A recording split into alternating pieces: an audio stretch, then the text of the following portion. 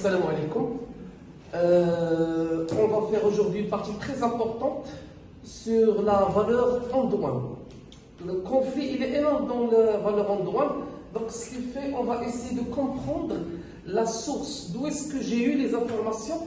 D'où est-ce qu'on peut avoir les informations sur le code de douane? Tout simplement, l'information, c'est sur le code de douane des impôts indirects du Maroc. Ça a été promulgué et apparu dans le 5 juin 2000. Bien sûr, il y a ça c'est le code, c'est la base essentielle. Ça a été modifié par des articles, par des lois. Mais le plus important, le code de douane, c'est la base.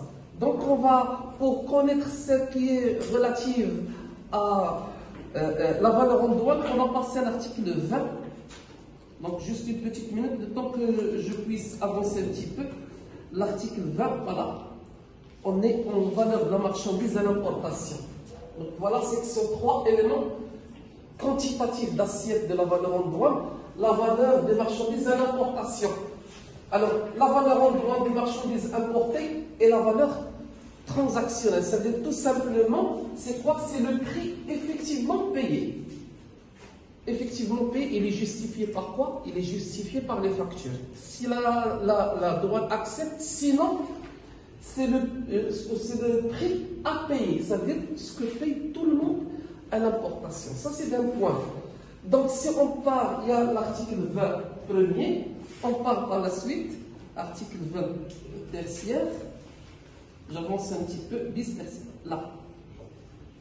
Donc, l'article 20 premier, pour la détermination de la valeur en douane, on a les éléments suivants.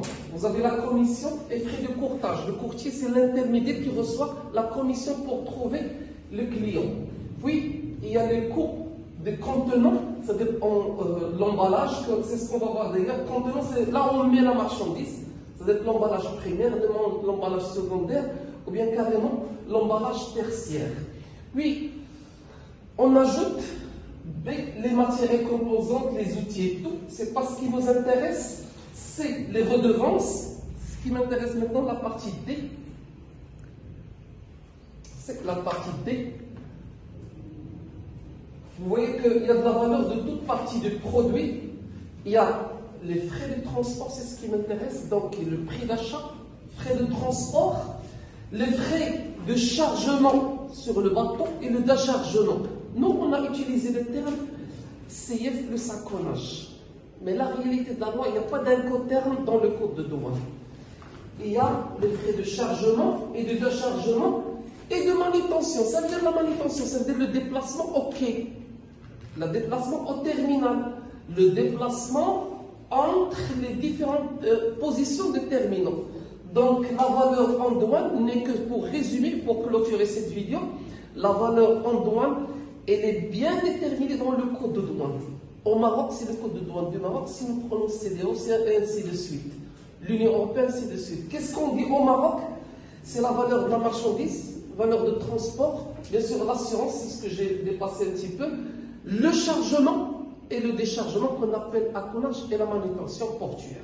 Ça, c'est la base de la valeur en douane. Merci pour votre attention.